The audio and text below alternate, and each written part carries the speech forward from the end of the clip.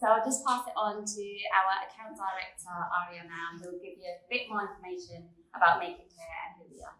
Thank you. Hi everyone, I know we're running a little bit behind, but I thought I would just give you a quick introduction to Make It Clear for those of you who don't know us.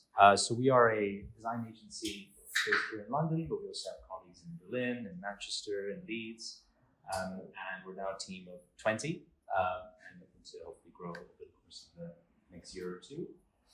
We really look at strategic design and UX UI primarily. That's something that we've been doing for quite a long time now.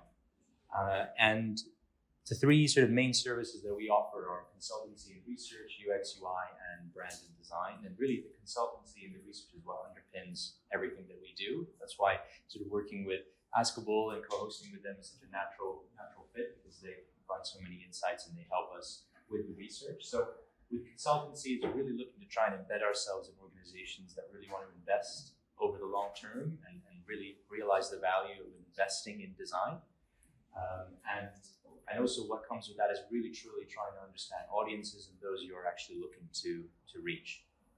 With UX UI, that really runs the sort of the full gamut of UX UI, and whether that be research, whether that be prototyping, whether that be taking something through to development, we do that for a variety of clients. And then brand and design, we really feel is a sort of a natural bedfellow with that. How things look visually, how things are positioned, how things you actually want them to actually come across to your audience is really as important as the underlying functionality and experience. And we do that for a variety of different clients. With Orange, for example, in the past, we've done some really interesting design sprints with them, working with senior citizens as well as children on how they interact with mobile devices. With Virgin Media, we visit people's homes and observe how they actually install broadband and TV, and really try and understand in their environment how they interact with the product. And then for the Royal Foundation, we helped the Duchess of Cambridge launch her early years survey as well. So that was more just branding and design and collateral as well. So a number of clients that we work with. And really what underpins those areas really are, clarifying the complex. It's not really about simplification for us. It's about trying to make the happy path as clear and as understandable as possible, and trying to reduce friction for users.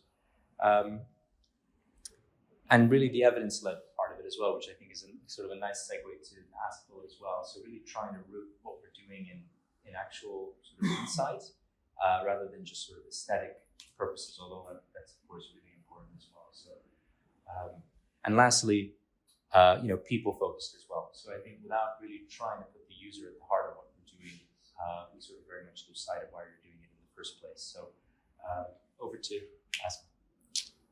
Thank you so much for coming tonight. It's great to see so many new faces here and meet so many new people through things like these. Very excited to hear from the experts, the Dans, as we're coining them, later tonight on all things XR, especially with the first look of Apple's Vision Pro coming out. XR is very topical at the moment, so it should be a very good one. So we just really quickly wanted to introduce who we are. I'm Kate from Askable, for those of you who I am yet to meet. So a bit about us. Our purpose at Askable has always been to accelerate product improvement around the world. And that's why our product was built by UX researchers. It was to benefit the research community. And it's why we love supporting events like tonight, and where we can all come together and grow and learn together as a community. So in a nutshell, we started out in a UX agency, and we experienced firsthand how hard it was to talk to the right people for user research. And as you all know, if you talk to the wrong people, you get the wrong insights and you build the wrong product. So we decided to take that matter into our own hands, and we built Askable. And then Askable grew like wildfire across Australia and New Zealand. And as of 2022, we now have an office in the UK. Yay. And we're also about to roll out in Austin, Texas as well. And we are pretty lucky to call these guys some of our clients as well. So that's awesome. So that's a bit about us, and we look forward to chatting and meeting all of you later tonight. But first, I'm going to pass on to Dan from Meta to kick us off. Thank you, Dan. Cool. So my name is Dan Moller. I'm a creative strategist specializing in AR based at Meta. So in my role, I work with a lot of different brands and businesses and AR creators and developers to bring them all together to try and work out how to get the best performance we possibly can, the most kind of impactful experiences out of AR. Meta. I've been there for about 5 years now and absolutely loving it. And I want to dig into just some top tips that I've really kind of absorbed over the last 6 or 7 years that I've been building this AR content with Meta. I started building it while I was at the mill before even joining Meta. And there are a lot of things that come up again and again. So the first top tip, I've got 2 buckets I want to talk about. 1, context, and 2, interaction. Obviously, when we're building for AR, we're layering digital content over the world. If you're designing a website or an app, you're starting with a white blank rectangle. But when we're designing for AR, there's already a world or someone's face or someone's body that exists that we're putting content on top of. All of that and that time and place is context that we need to account for as we're starting to design those experiences. It's not just generic one size fits all. So to address that, to keep that in mind, there are a few sets of questions we really need to ask and answer. The first main one is, how is someone going to encounter your experience? Will it be pushed in front of them so they kind of go, oh, look at this thing that's just in front of me? Will they seek it out and try and find it?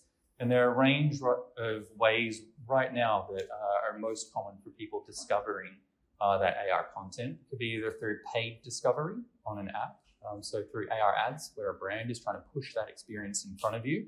So we need to keep in mind, if we're going that paid discovery route, that this means that maybe if someone's sitting at home on the couch and they're scrolling through their feed, their hair's not done, their makeup's not on, they're not feeling cute. And so if we're designing an AR experience as a sharing experience, and that's the goal, maybe AR ads is not the right way to go, because we're going to be finding an audience that's not in that mindset at that point in time.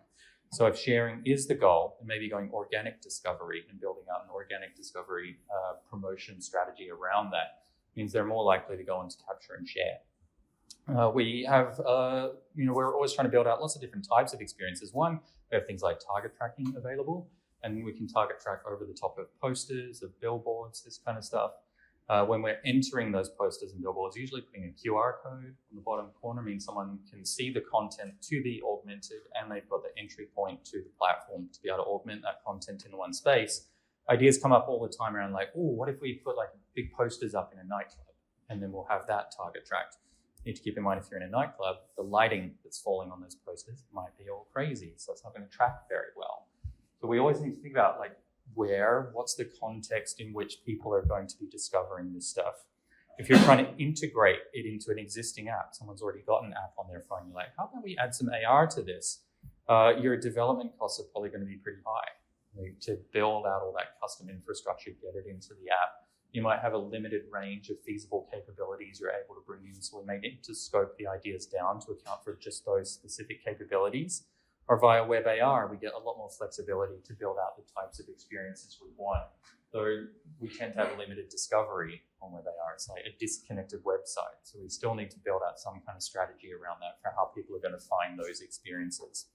So there's no point in building an experience at all if you haven't worked out how people are going to discover it in the first place. Otherwise, it's going to sit there and do nothing.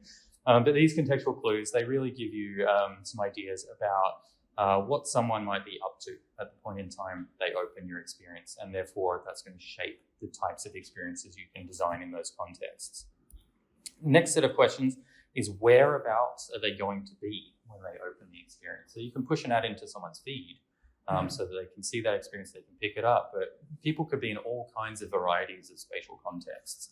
So are they indoor or outdoor? If you're trying to design an experience, for example, where we're going to augment the sky, we're going to have spaceships in the sky, well, are they actually inside or are they outside at the time they open your experience to begin with? Like, this one comes up all the time.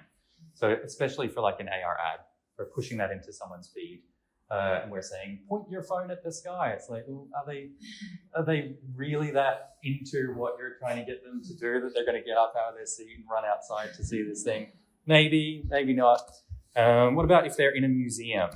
Well, as we're seeing tonight, sometimes Wi-Fi connectivity is something we need to consider. Oftentimes museums, they're big old buildings that have really poor Wi-Fi. So how are they even going to be able to access that experience when they try to load it up? Are they in their living room? If you're trying to get them to place some big virtual object in the world, they may have limited space to work with. And so we need to account for, okay, cool, well, should we anticipate having like just a meter square or 2 meters square of like spare living room space, especially in a city like London where people tend to live in small apartments? What about if they're sitting on a bus and we're trying to give them some fun, exciting experience on a bus? We may come up with an interaction pattern where you're meant to be waving your arms around, for example. That's not going to play very well on a bus. I talk to a lot of people who are like, I want to design an experience where like the louder you scream, the more something happens. It's like, don't. But what if you're standing by a road as well? Like having an instruction to like step back to get a better view is like, should you like be careful? Like be really careful. So asking these questions is going to help you work out, is it feasible? Is it realistic? Is it safe? Is it accessible? We need to account for those contexts. And the last bucket of questions is, what can your chosen platform actually do? Obviously, I'm here representing Meta. I pay a lot of attention to what's happening with Snap and with TikTok and 8th Wall and everyone else. All these platforms have different available capabilities. And oftentimes I see people coming up with ideas. So I'm going to make this thing where this happens because I saw it on some video somewhere and I know I can do it, so I'm going to do it. But they haven't actually dug into the platform to cross-check those capabilities or even started to quickly prototype just to see, I know that capability is there, but can I use it in the way I expect to be able to use it? So making sure you're paying attention to exactly what it is you're trying to do. Again, coming back to spending time on the platform, really get literate in it is super, super important. So when you put all of these questions to the test, they're going to put a lot of constraints around the types of experiences you can design. What is it that people are trying to achieve? Where are they at the time they're opening your experience? What are they doing? What is the platform capable of? So you've got to make sure you ask and answer all these questions before you even start to look at UX UI for your spatial experiences. Which brings us to top tips, number 2 of 2, interaction. If you're not interacting with the AR experience in any way, it's just a video. And so you've already not done AR. So we need to think about how is someone expressing their volition, their agency inside that experience in order to make it a worthwhile enterprise for us. So the first and simplest type of interaction is simply moving and rotating around in a space. That is a form of interaction. We have 1 degree, 1 DOF. When we're designing apps or websites, typically 1 direction people can move in. They can scroll up or they can scroll down. That's it. If you work in Figma or something like that, slide side to side, obviously, but then we're only at 2 DOF. However, when we go to AR, typically we're in 6 DOF, 6 degrees of freedom. So we can move forward to back, side to side, up and down, and we can rotate along 3 axes as well. This is super critical because it has so many implications for how we're designing these experiences. There are more edge cases that we need to account for. So let's take a quick look at rotation. People can obviously grab their phones and they can hold them up and they can start turning around and looking all around them. So, typically with digital, you've got like a website in front of you. That's it. That's the content you're looking at. But with AR, we can pan away from that. We can go and look at something else. So that means if you're trying to present content to someone, how do you make sure they're looking at the content you want them to look at? There are a lot of strategies we can use there. First of all, just say we want an animation to happen and we want them to see this animation. We can wait until they're actually pointing their phone at that animation, detect that view angle and say, all right, now I can trigger it because I know they're actually looking this direction. We can make all the other angles boring. So they just keep panning around. They're like, nope, nothing here. And they come back to the thing that you want them to look at. That can be a good strategy. We can guide attention with spatial audio. You can make a sound if you are using glasses. If you have some spatial audio, you can play a sound behind them to go, oh, there's something behind you. Turn around and look at it. We can make light shine around the corners so people are like, oh, there's something happening. We bring a bit of that content and stretch it into the field of view to guide people's attention back. Or we can use a moving object. For example, things like having a little animated butterfly, have it fly up in front of your face. You go, oh, there's a butterfly here. Now it's flying over here. Oh, there's some more content over here. And this kind of stuff can be generated procedurally, which makes it work really well. So it's taking into account what is someone looking at, where do we want them to look now. We can go boring and just add prompts or icons. We can just have an arrow saying, hey, look this way. And you're okay, we'll look that way, I guess. We can move the content in front of them. So if they're not actually looking at the content we want, we just go, hey, over here it is, look at it. And we can let them move the content where they want as well. So if something's over here, but they really want to look over here while paying attention to that content, letting them grab it and move it and really customize it for themselves can really help. The last option, of course, is just to let them miss that content. We just have content everywhere. We let them explore. We let them do what they want. And then that encourages repeat viewing as well. So someone might come back to that experience again to try and find what else they can discover in there. So that's kind of rotation, bit of a whistle-stop tour of ways that we can work with rotation. Next, of course, we have position. Context, important. People are different. For example, when we first spawn content, if we want it to spawn in front of their face, we need to account for how tall they are. So immediately we need to account for eye height, making sure it's spawning at that eye level. This can be pretty easy to do. It's exactly what I did for the NASA one, just to make sure if a kid was using it, the portal spawned here. Someone taller was using it, spawned here. But that means, because we have the ability to move up and down, we've also got the ability to move forwards and back.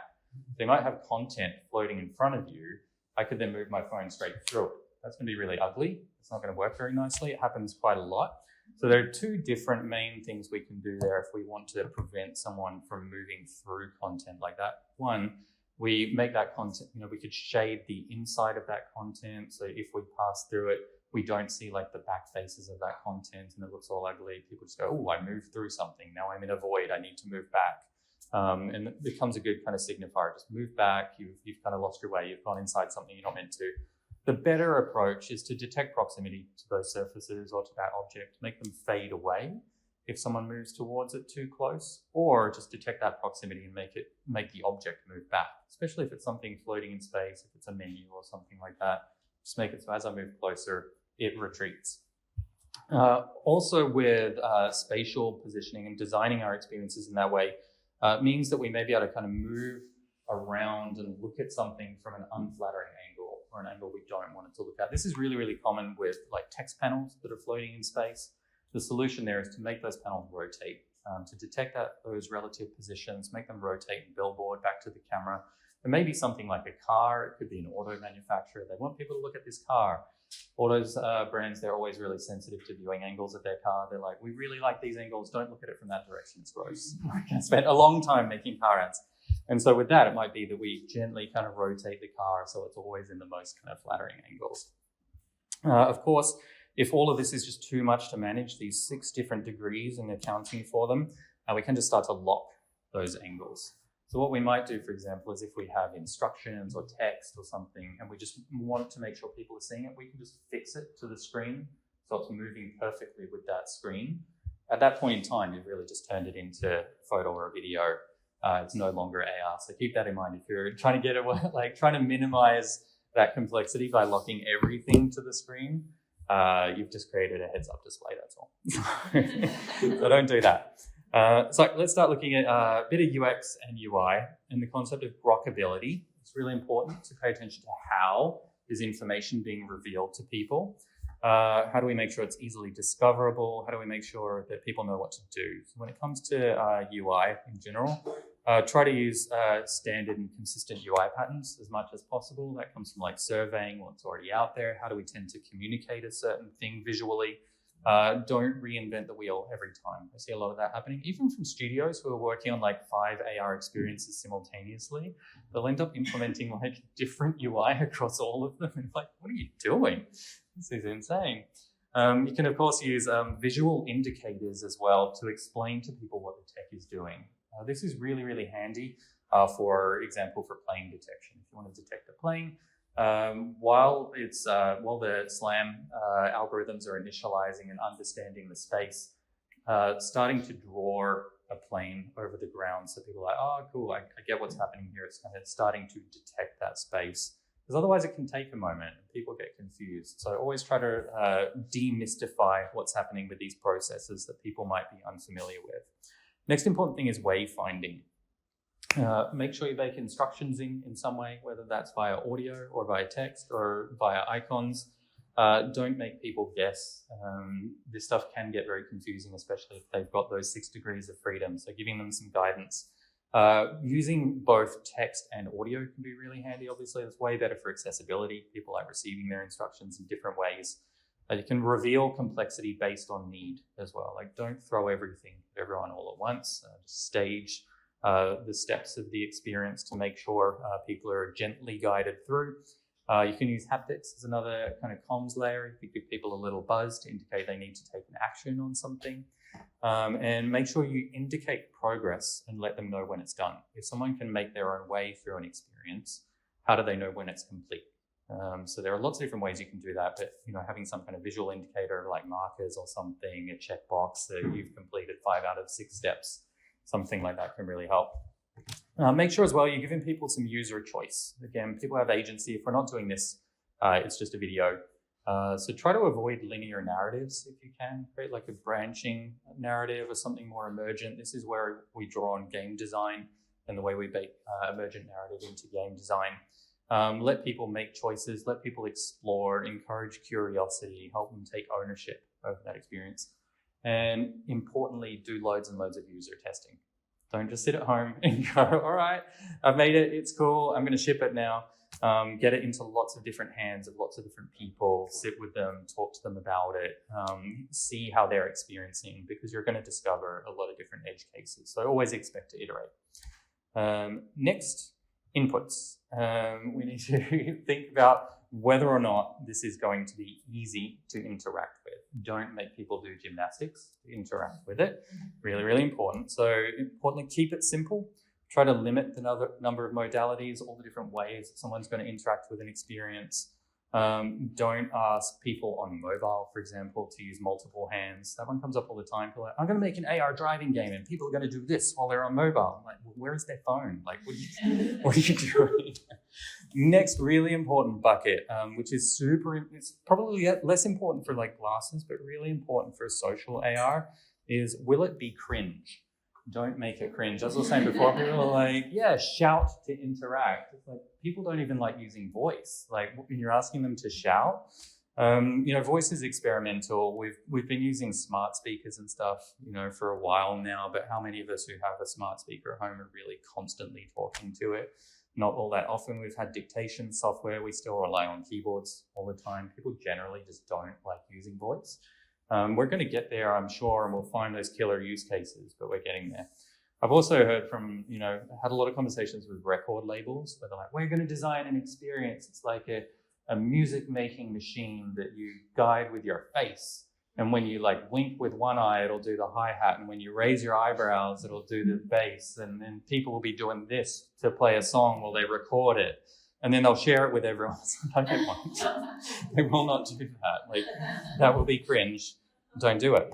The last bucket as well is just, will it feel natural? Is it going to feel native to that platform? Is it going to draw on patterns that people are already familiar with? So for mobile, like taps on the screen, I'm just going to tap on that thing. I'm going to swipe here. I'm going to pinch to make it bigger. That kind of stuff is always good. Well, I was just saying, like, face input tends to be bad. Things like blinking can work really well, especially on a bus, like blinking games on a bus. Work well, people are just sitting there and they're just gently blinking, but they're playing away. Like, they're furiously engaged with this game and all they're doing is blinking. For wearables, it could be hands or controllers. So if you're using a head-mounted display, glasses, hands or controllers, depending on what you're trying to do. Hands, if it's just very generic, fairly straightforward, you want it to feel natural. If you need a bit more fine motor control, controllers tend to be much better. So I'm just going to summarize. It's been our whistle-stop tour. These are the main things I want you to take away. Make sure you're answering all these questions. So first, how can you help people solve a problem? So zoom out. What are we actually doing for people? Why are they going to be excited to use this experience? How are they going to encounter it? How is it going to end up on their device? What's happening around them as it's opened and they start to experience it? How are they going to know what to do from that point on? And how are they going to interact with it as they move through it? So remember all that stuff and we'll be golden.